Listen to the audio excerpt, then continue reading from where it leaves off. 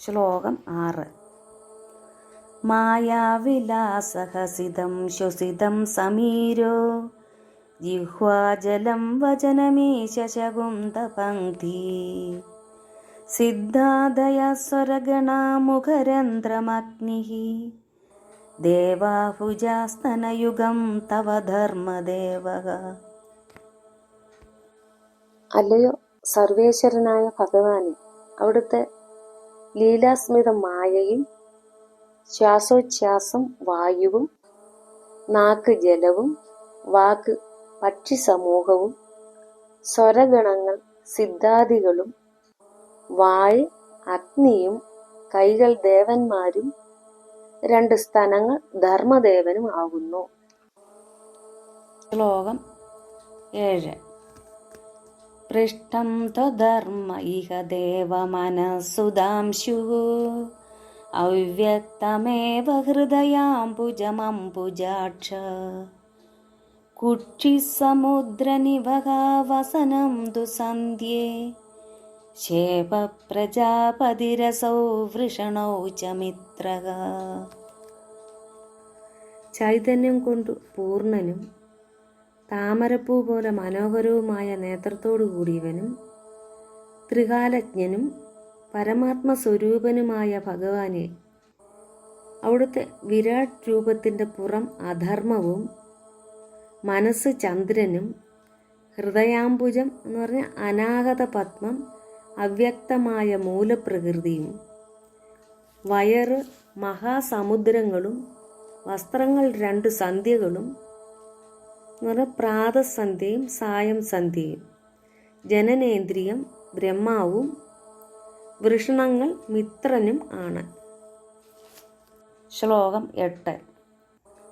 ശ്രോണിസ്ഥലം മൃഗഗണ പദയോർനഖാസ്തേ ഹസ്ത്യുഷ്ട്രസൈന്ധവമുഖാഗമനം തു കാലഃ പിപ്രാതിവർണഭവനം വദനാബ്ജബാഹൂ ചാരൂരുയുഗ്മചരണം കരുണാംബുധേ തേ. കരുണാസാഗരമായ ഭഗവാനെ, അങ്ങയുടെ അരക്കെട്ട് മൃഗഗണങ്ങളും കാലിലെ നഖങ്ങൾ ആന, ഒട്ടകം, കുതിര തുടങ്ങിയ ജന്തുക്കളും ഗതി കാറ്റ് കാലവും അങ്ങയുടെ താമര പോലെ മനോഹരമായ മുഖം ബ്രാഹ്മണനും കൈകൾ ക്ഷത്രിയനും ആകർഷകമായ തുടകൾ വൈശ്യനും പാദങ്ങൾ ശൂദ്രനുമാവുന്നു. ശ്ലോകം 9.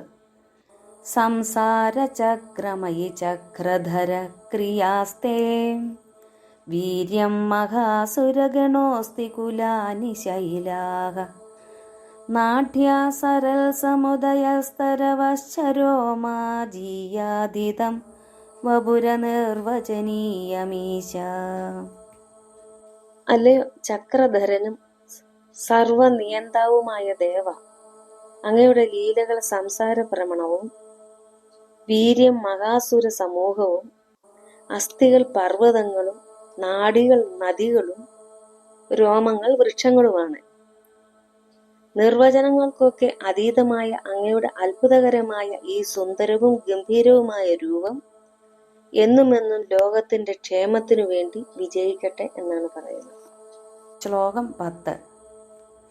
ഈദൃഗ്ജഗന്മയവപുസ്തവ കർമ്മഭാജാം കർമാവസാന സമയേ സ്മരണീയമാഹുഃ തസ്യാന്തരാത്മവപുഷേ വിമലാത്മനേ തേ വാതാലയാധിപ നമോസ്തു നിരുന്തിരോഗാൻ.